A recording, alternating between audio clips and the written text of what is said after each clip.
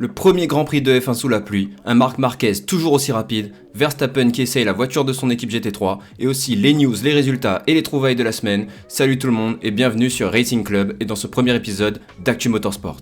On commence tout de suite avec les résultats de la semaine. Le week-end dernier s'est tenu le premier Grand Prix de Formule 1. La catégorie reine du sport automobile a repris ses activités et on a enfin pu voir ce que les écuries nous ont préparé pour cette année. Et on peut dire que cette première course nous a régalé. Avec une météo capricieuse et des averses répétées, c'est Lando Norris qui remporte la victoire. Parti en pole position, il a su se défendre face à Max Verstappen en résistant à pas moins de 4 relances de course et autant de crashs. Cette course était aussi pour nous l'occasion de voir les nouveaux pilotes en action, et sur les 6 rookies de cette saison, 4 ont été piégés sur la piste humide et n'ont pas pu terminer la course au même titre que 2 vétérans, Alonso et Sainz. C'est donc McLaren qui prend la tête du classement constructeur, ex aequo avec Mercedes suivi de Red Bull. Au classement pilote, c'est donc Lando Norris qui prend la tête, suivi de Verstappen, George Russell, et en 4ème place, on retrouve Kimi Antonelli, un des 2 rookies à avoir survécu à ce Grand Prix. Cependant, la saison commence tout juste et tout est encore à jouer. On continue avec le WRC. À l'heure où je vous parle, se déroule la 3ème manche de la saison avec le mythique Safari Rally du Kenya. Depuis jeudi, les pilotes se font la course sur 21 spéciales pour une distance totale de 384 mètres et le rallye prendra fin demain.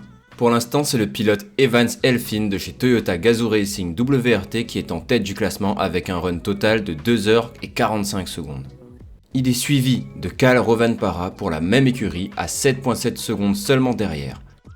On passe maintenant aux 2 roues avec la 2ème manche de MotoGP qui s'est tenue en Argentine. C'est Marc Marquez au guidon de sa Ducati qui prend la victoire devant son propre frère, Alex Marquez, et c'est Franco Morbidelli qui complète ce podium. Avec cette victoire, Marc Marquez consolide sa première place au classement pilote, suivi de son frère Alex Marquez en 2ème position, et en 3ème place de ce classement, on retrouve Francesco Bagnaia.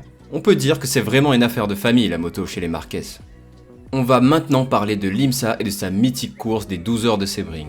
Et c'est un doublé pour l'équipe Porsche Penske Motorsport avec à la pole position le Belge Laurens Vanthoor, le Brésilien Felipe Nasser et l'Anglais Nick Tandy dans la Porsche numéro 7. Vient ensuite la Porsche numéro 6 avec aux commandes 2 Français dont Mathieu Jaminet et Kevin Estre accompagnés de l'Australien Matt Campbell. L'équipage remporte la 2ème place offrant un magnifique double podium pour l'écurie Porsche Penske et renforce leur première place au championnat constructeur. Et enfin à la 3ème place de ce podium, Braun, Rosenqvist et Dixon dans la Acura numéro 60. On enchaîne maintenant avec les news. Les pilotes WRC montent au créneau contre la FIA. Après la F1, c'est au tour du rallye de se rebeller contre des sanctions jugées abusives. Tout est parti d'une amende infligée à Adrien Fourmeau après le rallye de Suède.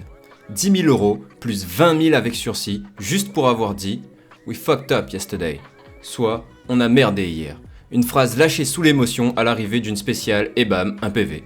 Les pilotes n'ont pas apprécié et ont décidé de s'organiser en créant la WORDA, une organisation de pilotes pour faire entendre leur voix, un peu comme la GPDA en F1. Parmi eux, de grands noms, Ogier, Rovanperä, Tanak, Neuville et bien d'autres. Leur objectif ? Demander des explications à la FIA et surtout, plus de clarté sur l'utilisation de ces amendes. Selon eux, on ne peut pas sanctionner des pilotes pour un langage familier, surtout après un run sous adrénaline. Et puis, où va l'argent des amendes ? Bonne question. Les tensions montent et avec le soutien des pilotes de F1, la FIA va devoir réagir. Affaire à suivre. Des Bugatti bolides sur une piste, l'événement est tellement rare qu'il mérite d'être souligné. Quelques propriétaires de bolides se sont regroupés pour pouvoir utiliser leur voiture sur une piste avec toute l'équipe de mécanos nécessaires. Malheureusement, on ne voit ce genre de véhicule que très rarement utilisé et on a peu de chance de le voir en course. Alors autant en profiter de ces images et du son.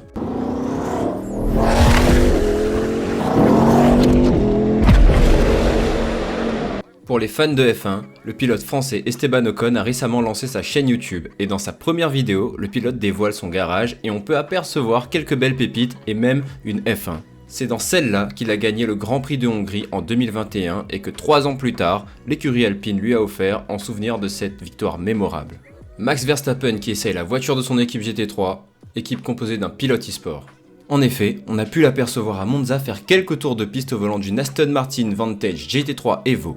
L'écurie sera engagée en Endurance Cup pour l'édition 2025 de la GT World Challenge Cup. Cette semaine, Wreckfest 2 est officiellement passé en Early Access et vous pouvez aller le chercher sur Steam pour une quinzaine d'euros. A savoir que le jeu est encore en développement et que l'éditeur prévoit de monter le prix au fur et à mesure des évolutions de celui-ci.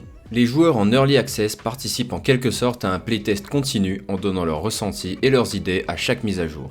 Un Discord est disponible si vous souhaitez rejoindre une communauté autour du jeu. C'est maintenant l'heure de l'agenda des courses à venir pour ne rien rater. Ce week-end même se tiendra le deuxième Grand Prix de F1 de la saison. Les pilotes s'affronteront en Chine et la course de dimanche débutera à 8h pour la France et à 3h du matin pour nos amis du Québec. Le week-end prochain, on pourra assister au GP d'Amérique à Austin pour la 3e manche du championnat. Et n'oubliez pas que le WRC du Kenya se déroule en ce moment même ce week-end.